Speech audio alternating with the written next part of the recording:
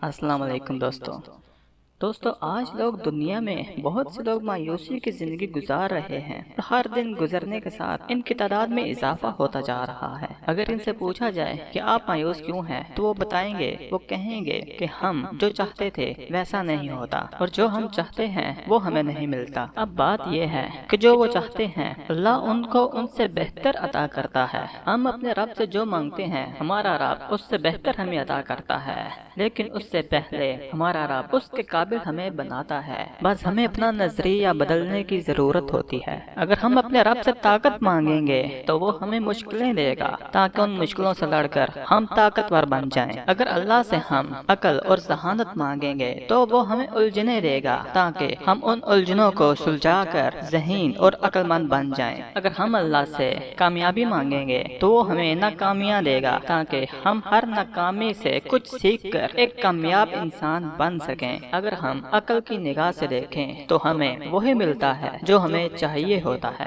دراصل ہمیں وہ نہیں ملتا جو ہم مانگتے ہیں، بلکہ ہمیں وہ ملتا ہے جو ہمیں کامیاب ہونے کے لیے چاہیے ہوتا ہے۔ اگر ہمیں پانی چاہیے اور ہمارے پاس ایک کنواں ہو اور بالٹی پڑی ہو تو ہم نے بالٹی کو اٹھا کر اس کے ساتھ رسی باندھ کے کنویں میں پھینکنی ہوتی ہے اور پھر پانی کو باہر نکالنا پڑتا ہے۔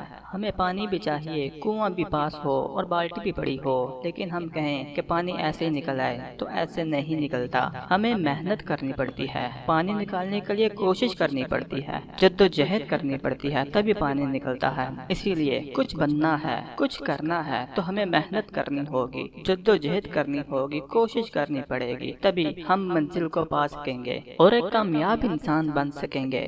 دوستو، محنت میں عظمت ہے، محنت سے کبھی نہیں گھبرانا چاہیے اور دل برداشتہ ہو کے کبھی مایوس نہیں ہونا چاہیے۔ رب کی دی ہوئی نعمت پر شکر کرنا چاہیے، صبر کرنا چاہیے اور اپنی محنت اور کوشش کو جاری رکھنا چاہیے۔ دوستو، اگر ویڈیو اچھی لگی ہو تو پلیز لائک کر دیں اور چینل کو سبسکرائب کر دیں۔ اب میں ملوں گا آپ کو کسی نئی اگلی ویڈیو میں، تب تک کے لیے اپنا بہت سارا خیال رکھیے گا۔ اللہ حافظ۔